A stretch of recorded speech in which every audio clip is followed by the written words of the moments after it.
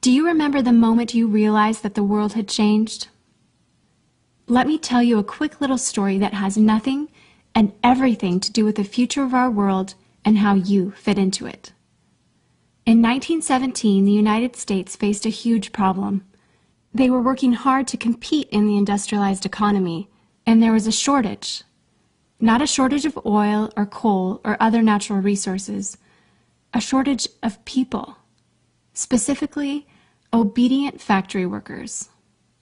The solution to this economic dilemma? It was an experiment of sorts.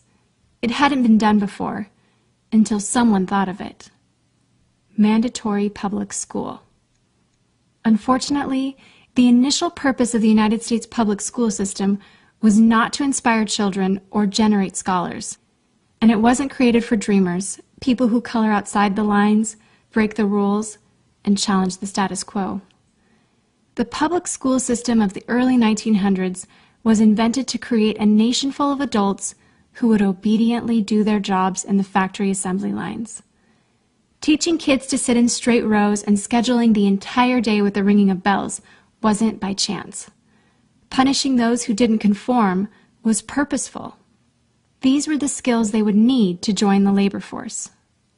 Intentional or not, this early method of turning dreamers into workers was an investment in the nation's economic future. And it worked. This then led to several generations of productive, fully employed workers. But it isn't working anymore. Why? Our economy has changed. We don't live in an industrialized economy anymore. We live in a connected economy. Right now, there are more users on Facebook than there were people on the planet 200 years ago. Technology has made it possible for us to connect with people, ideas, and information from anywhere in the world instantaneously. And as a result, our economies have expanded from localized towns and communities to the entire world. We have globalized trade in nearly every way. In the past, the obedient, do-what-you're-told without question people were rewarded for working hard and putting their dreams aside in order to toe the line. They were given well-paying jobs that led to long-term careers. They were guaranteed pensions, benefits, and the promise that they would always be taken care of. And they were. But that promise is gone for most of us today. Even if you have a white-collar job, the majority of white-collar workers are still working in a factory. Instead of operating a sewing machine or welding a widget, they now push pencils, type on keyboards, or process paperwork.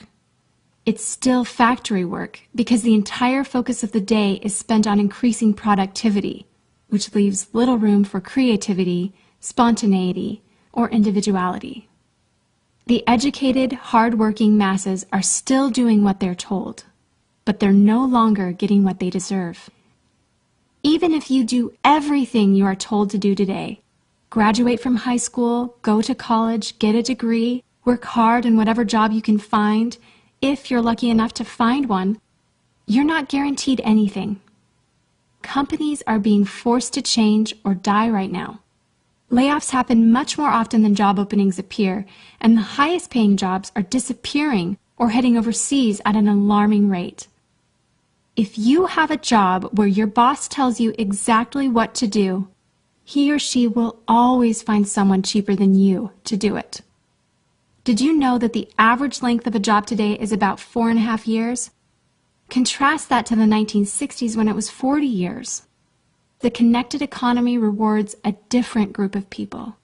It rewards the people who see things differently, who don't conform, people who have ideas that no one else has, people who are willing to work hard but know that the old way of doing things is broken.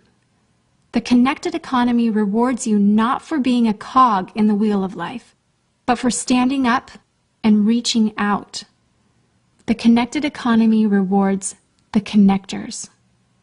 Whether it's connecting a person to a person, a business to a business to a product, or a product to a person, those who learn how to connect are the ones who will survive and excel in the connected economy. That is how the world has changed. It's not about to change, It already has. Things are different now, and they're not going back to the way they used to be. Look at Facebook. What's their product? It's you. Your network, your information, your ideas, they all have value. Does Facebook pay you for the money they make selling your information to advertisers? No. But we still use it because we have an innate desire to connect with people. In fact, neuroscientists have found that we are actually hardwired to connect with each other. Some people know how to leverage this innate ability in today's economy, but most don't.